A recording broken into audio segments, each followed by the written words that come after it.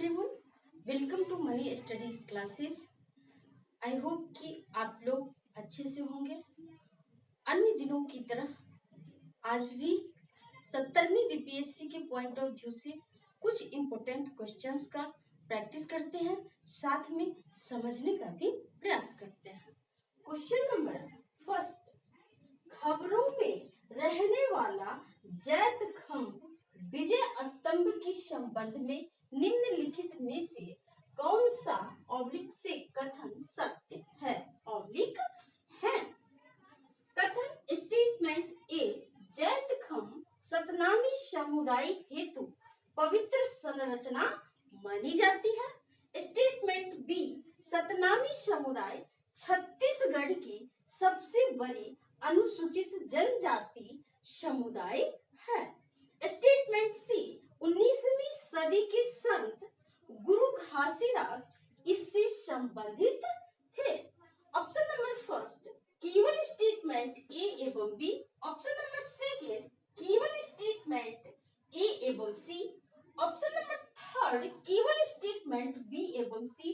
And option number fourth इनमें से कोई नहीं ऑब्लिक उपर्युक्त में से एक से अधिक। हमारा सही आंसर होगा option number second, statement A and statement C correct है, जबकि स्टेटमेंट बी इनकरेक्ट असत्य हो गया।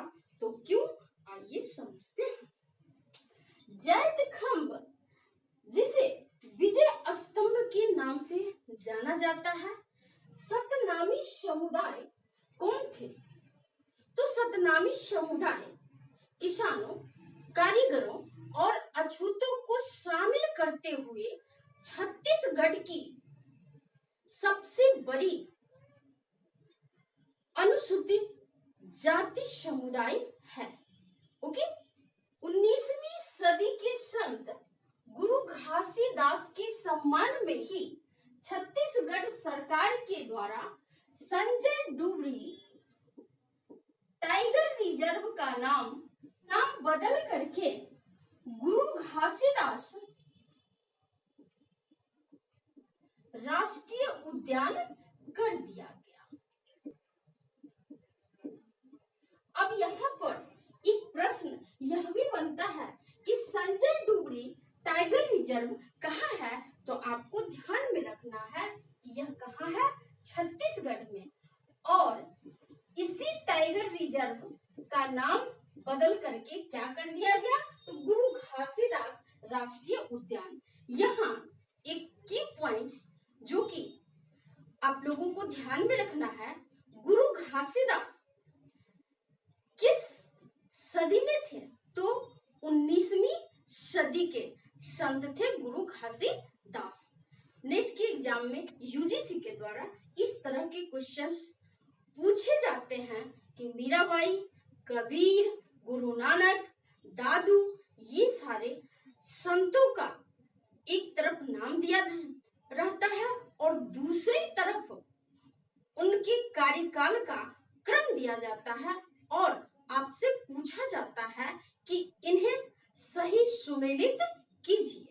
इसलिए आप लोगों को इसे ध्यान में रखना है। गुरु घासीदास 19वीं सदी के संत थे। Okay, next question number second, BIMSTEC के संबंध में निम्नलिखित कथनों में से कौन सा ऑब्लिक से कथन सत्य है?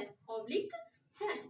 कथन स्टेटमेंट ए, अभी हाल ही में बिम्सटेक समूहों द्वारा एक चार्टर को लागू किया गया जिसे बिम्सटेक चार्टर का नाम दिया गया। स्टेटमेंट बी, बिम्सटेक की स्थापना 1997 में की गई।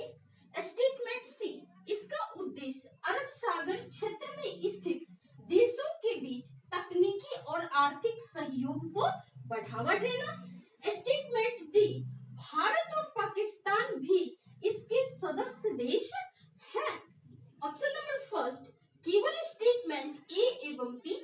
ऑप्शन नंबर सेकेंड केवल स्टेटमेंट बी एवं सी। ऑप्शन नंबर थर्ड केवल स्टेटमेंट ए एवं सी। एंड ऑप्शन नंबर फोर्थ इनमें से कोई नहीं ऑब्लिक उपर्युक्त में से एक से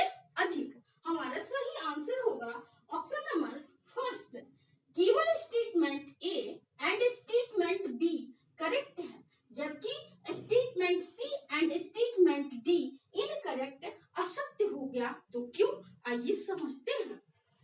BIMSTEC Bay of Bengal initiative for multi sectoral technical and economic cooperation, इसका फुल फॉर्म होता है, जो कि आपको ध्यान में रखना है। बंगाल की खाड़ी क्षेत्र में स्थित देशों के बीच तकनीकी और आर्थिक सहयोग को बढ़ावा देने हेतु बिम्स्टेक की स्थापना 1997 में की गई, न कि अरब सागर में स्थित देशों के बीच। ओके, अगर अपना देश भारत की बात की जाए तो बिम्स्टेक में कुल 7 सदस्य देश हैं, जिसमें 5 दक्षिण एशियाई देश हैं, जिसमें अपना देश भारत, बांग्लादेश, नेपाल, भूटान और श्रीलंका है। वहीं 2 दक्षिण पूर्व एशियाई देश हैं जो कि बिम्स्टेक के सदस्य हैं। वे कौन कौन से हैं? म्यांमार और थाईलैंड। आप लोग इसका स्क्रीनशॉट ले सकते हैं ताकि आप लोगों को बिम्स्टेक के सदस्य देशों का नाम याद रहे और आप लोग बार बार रिवीजन करते रहे, क्योंकि सदस्य बिम्स्टेक के कौन कौन से देश सदस्य हैं या इनमें से कौन से देश बिम्स्टेक के सदस्य नहीं हैं, इस तरह के क्वेश्चंस पूछे जाते हैं। चूंकि अभी हाल ही में बिम्स्टेक देशों के द्वारा अपने चार्टर को लागू किया गया, जिसे बिम्स्टेक चार्टर नाम दिया गया, और यह चार्टर बिम्स्टेक का जो उद्देश्य है उसको रेखांकित करता है, साथ ही साथ सदस्य देशों के बीच विश्वास को, आपसी विश्वास को और सहयोग को बढ़ावा देने पर भी केंद्रित है। पाकिस्तान इसका सदस्य नहीं है, आप लोगों को ध्यान में रखना है। ओके, नेक्स्ट थर्ड, अभी हाल ही में बिहार के किस बर्ड सेंचुरी को रामसर साइट में शामिल किया गया है? Option number A Nagi bird sanctuary, B Nakti bird sanctuary, C A एवं बी दोनों, डी इनमें से कोई नहीं, ऑब्लिक इनमें से एक से अधिक या उपयुक्त में से एक से अधिक। हमारा सही आंसर होगा ऑप्शन नंबर सी। अभी हाल ही में बिहार के जमुई स्थित 2 बर्ड सेंचुरी को रामसर साइट में शामिल किया गया, जिसमें नागी बर्ड सेंचुरी और नकटी बर्ड सेंचुरी है। ये दोनों बर्ड सेंचुरी बिहार के जमुई में स्थित है। इससे पहले बिहार का पहला रामसर साइट कौन सा है? तो कांवर झील, जो कि बेगूसराय जिला में स्थित है। इसे बिहार का प्रथम रामसर साइट घोषित किया गया। इसे आप लोगों को ध्यान में रखना है। इन 2 बर्ड सेंचुरी को रामसर साइट में शामिल करने के बाद बिहार में कुल रामसर साइटों की संख्या कितनी हो गई? तो 3। ओके, मैं आप लोगों को पहले भी बता चुकी हूँ और आज भी आप लोग रिवीजन के लिए यूं समझ ले, रामसर जो कि ईरान का एक शहर है और रामसर में ही 1971 में राष्ट्रीय स्तर पर एक संधि की गई, जो कि अंतरराष्ट्रीय स्तर पर आर्द्र भूमियों के संरक्षण से संबंधित है। क्वेश्चन नंबर 4, खबरों में रहने वाला अग्निबाण किससे संबंधित है? ऑप्शन नंबर ए उपग्रह, B missile, C rocket and D इनमें से कोई नहीं या उपर्युक्त में से एक से अधिक। हमारा सही आंसर होगा option number C. Agnibaan 3D printed engine वाला एक रॉकेट है और इसमें प्रणोदक के रूप में ऑक्सीजन और केरोसिन का उपयोग किया गया। हो सकता है एग्जाम में यह भी पूछे कि इसमें प्रणोदक के रूप में किसका इस्तेमाल किया गया, क्योंकि यूपीएससी में आईएएस के एग्जाम में इस तरह के क्वेश्चंस पूछे जाते हैं। ओके, क्वेश्चन नंबर 5, हाल ही में किस भारतीय खिलाड़ी ने बाबू नुर्मी गेम्स में स्वर्ण पदक जीता? Option number A PV Sindhu, option number second Deepa Karmakar, option number third Neeraj Chopra and option number fourth इनमें से कोई नहीं ऑब्लिक इनमें से एक से अधिक। हमारा सही आंसर होगा option number third Neeraj Chopra, जो कि जैवलिन थ्रो भाला फेंक खिलाड़ी हैं। इन्हीं के द्वारा बाबू नुर्मी गेम्स में गोल्ड मेडल जीता गया। ओके, क्वेश्चन नंबर 6, हाल ही में राष्ट्रीय प्रत्यायन बोर्ड से मान्यता प्राप्त करने वाला बिहार का पहला पॉलिटेक्निक कॉलेज है। Option number A Shri Ram polytechnic college Madhubani, B Bhagalpur polytechnic college Bhagalpur, C Saharsa polytechnic college and D इनमें से कोई नहीं ऑब्लिक इनमें से एक से अधिक। हमारा सही आंसर होगा option number A Shri Ram polytechnic college Madhubani को अभी हाल ही में राष्ट्रीय प्रत्यायन बोर्ड द्वारा मान्यता प्रदान किया गया है। ओके, नेक्स्ट क्वेश्चन नंबर 7, इनमें से किस अधिनियम को नेहरू जी के द्वारा गुलामी का अधिकार पत्र कहा गया?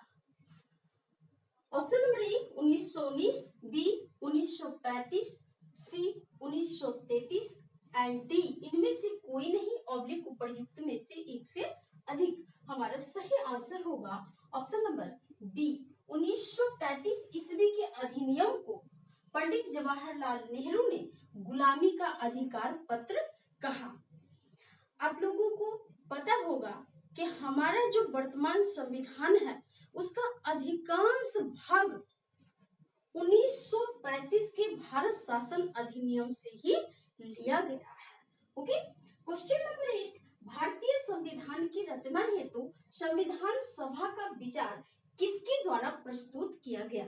ऑप्शन नंबर ए भारतीय राष्ट्रीय कांग्रेस, बी स्वराज पार्टी, सी दोनों एंड डी इनमें से कोई नहीं या इनमें से एक से अधिक। हमारा सही आंसर होगा option number B Swaraj party के द्वारा ही 1924 ईस्वी में भारतीय संविधान के निर्माण हेतु एक संविधान सभा का प्रावधान हो, इस तरह के विचार प्रस्तुत किए गए। ओके, क्वेश्चन नंबर 9, किसके प्रस्ताव पर अंतरिम मंत्रिमंडल का गठन किया गया?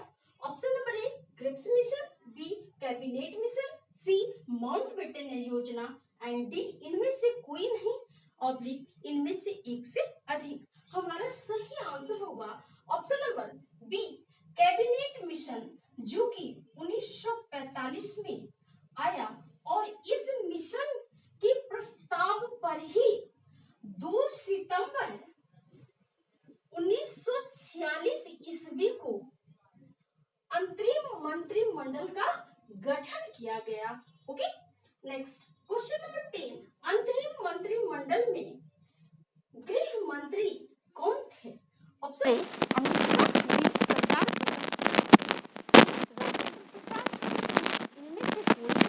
या फिर